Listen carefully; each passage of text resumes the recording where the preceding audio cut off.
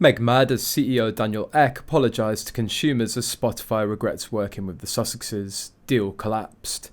Prince Harry and Meghan Markle's Archetypes podcast was cancelled after just one season in June, after the collapse of their Spotify deal. Now, a Spotify executive has revealed why it happened. One probable reason considered not making didn't make consumers happy. The Spotify CEO has clarified why he believes the show was unsuccessful, and why the well-known pair may have been let go from their £18 million podcast deal.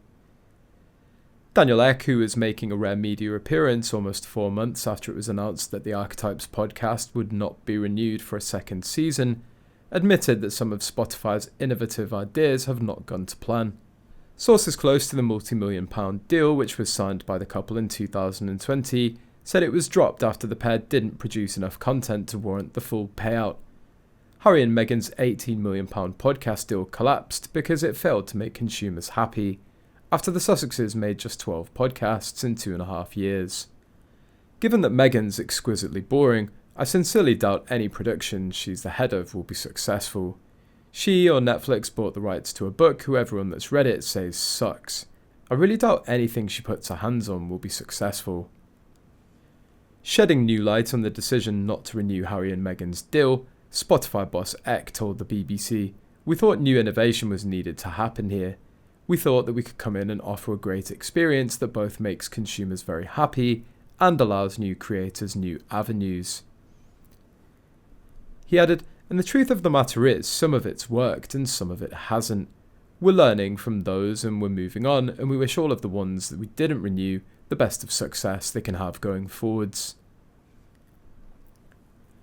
Ek was speaking to the BBC's Zoe Kleinman, who's questioned him on whether 12 podcasts across 2.5 years from the Sussexes was worth £18 million.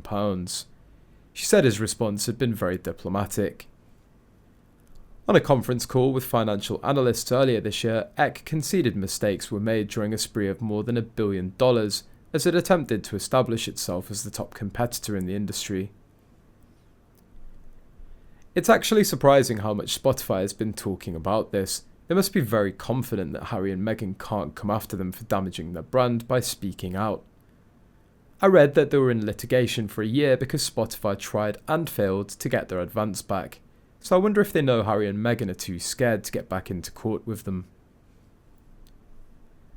To be fair to Spotify, they signed or at least started negotiating these deals when they were still with the British royal family.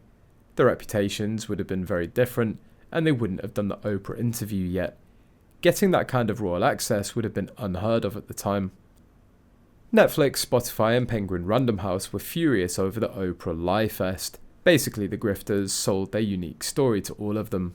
But don't forget that Spotify had to give explanations to its investors as to why it hired the Markles, and even one of its executives had to give explanations about it in British Parliament, because there was a lot of conflict in the music world over giving them $1 million deal. The Spotify and Netflix deal was murky from the start, so it's not that we should feel sorry for Spotify, but rather that the Markles have nothing to claim, because if the whole pot's uncovered, the most harmed will be the Markles themselves.